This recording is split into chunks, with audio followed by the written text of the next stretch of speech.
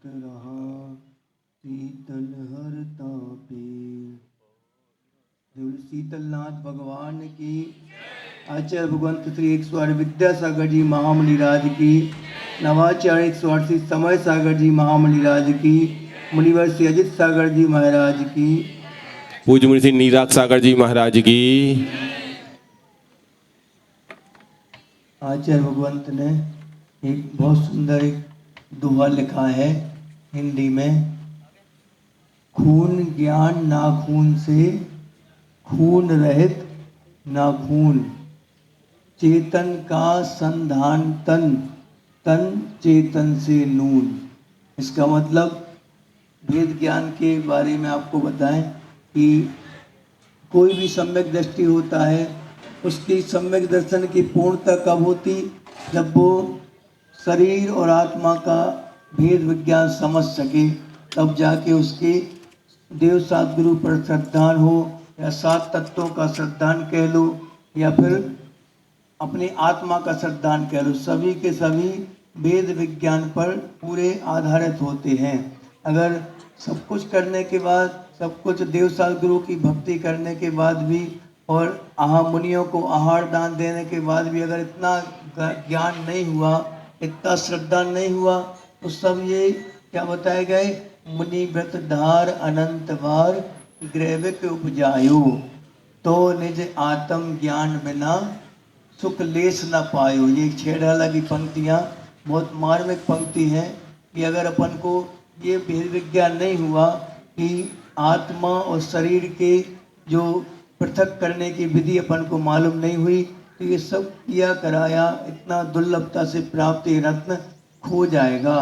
जैसे कई बार खो जाते रत्न कि मालूम रहता है रत्न है, तब भी अपन उससे रत्नों से क्या उड़ाते रहते हैं?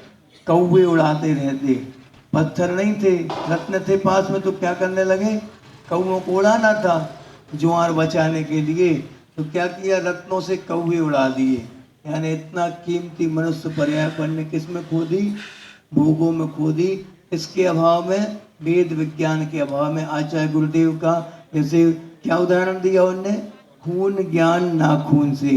किस व्यक्ति के शरीर में कितना खून है ये किससे मालूम पड़ता? नाखून से मालूम पड़ता। जितनी लालिमा रहेगी नाखून में, यानी चंद्र जो निकला है, जो जितना बड़ा होगा उतने ज़्यादा खून उसके शरीर में माना जाता।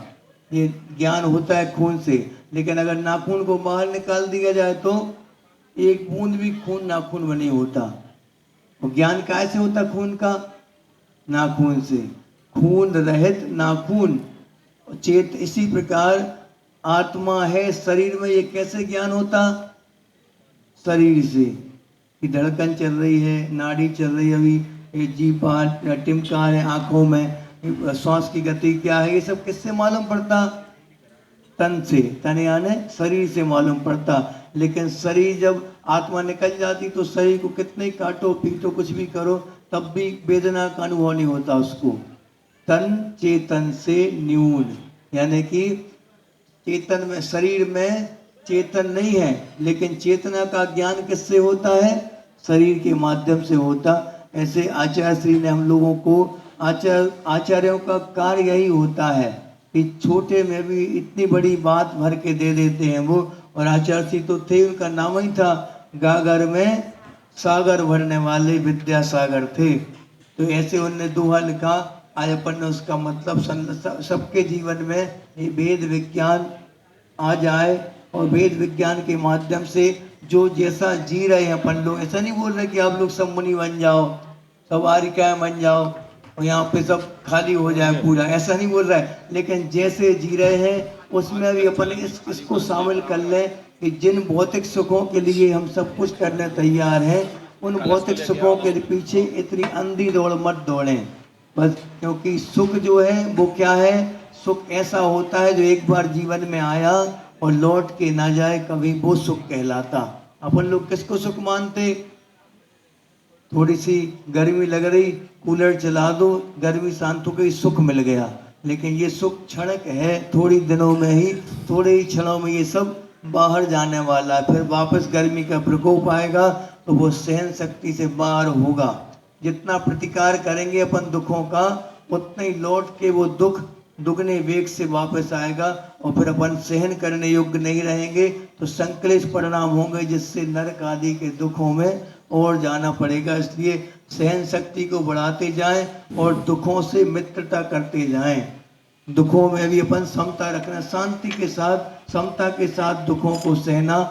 अभी बुद्धिपूर्वक सहन कर लो तो ठीक है, वरना नरक आदि गति में, त्रेंच आदि गतियों में बुद्धिपूर्वक नहीं, अबुद्धि जैसे भी करना ही पड़ेगा आपके लिए। अभी तो बुद्धिपूर्वक वन विवेक से सुख सुविधाओं में भी दुख को सहन करना सीखेंगे, तब जाके अपन दुख जब आएंगे तो आराम से सहन कर पाएंगे। वृद्धावस्था के लिए अभी से तैयारी रखें सब लोग, संलेखन आदि की तैयारी। अभी जिसका भेद विज्ञान जितना मजबूत होगा उसको कभी दिक्कत नहीं आना है समाधि आदि में। इसलिए ये सब आचार्यों के दिए मंत्र हमारे जीवन में बहार बन के हमेशा हमारे जीवन को सुरभित करते रहे। इसी भावना के साथ शीतलनाथ भगवान की, आचार्य गुरुदेव श्री विद्यासागर जी महाराज की। तब तक